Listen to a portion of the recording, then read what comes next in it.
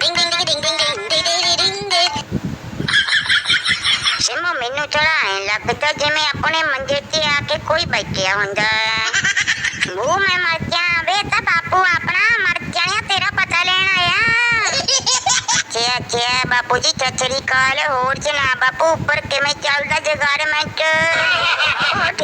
ਠੀਕ ਆ ਸਾਲਿਆ ਤੂੰ ਦੱਸ ਥੋੜੀ ਦਾਰੂ ਡੱਪ ਲਿਆ ਕਰ ਉੱਤੇ ਤਾਂ ਕੁਛ ਨਹੀਂ ਚੁੱਕੇ ਬਈ ਉੱਤੇ ਤਾਂ ਸਾਲਾ ਨੇਰਾ ਹੀ ਨੇਰਾ ਪਿਆ ਸਾਲਾ ਕੁਛ ਨਹੀਂ ਦੀਂਦਾ ਬਈ ਉੱਤੇ ਮੈਂ ਤਾਂ ਕੱਲਾ ਹੀ ਬੈਠਾ ਹੁੰਨਾ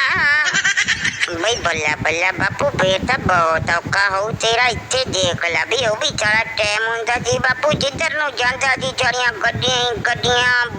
ਬੰਦੇ ਹੁੰਦੇ ਸੀ ਉਹ ਤਾਂ ਠੀਕ ਆ ਮੱਲਾ ਬਈ ਹੁਣ ਧਰਮ ਰਾਜ ਮੂਰੇ ਭਾਈ ਕਿਹਦੀ ਚੱਲਦੀ ਆ ਉਹ ਮੈਂ ਤਾਂ ਤੈਨੂੰ ਐ ਕਹਿਣ ਆਇਆ ਸੀ ਪੁੱਤ ਕੋਈ ਮਾੜਾ ਕਰਮ ਨਾ ਕਰੀ ਬਸ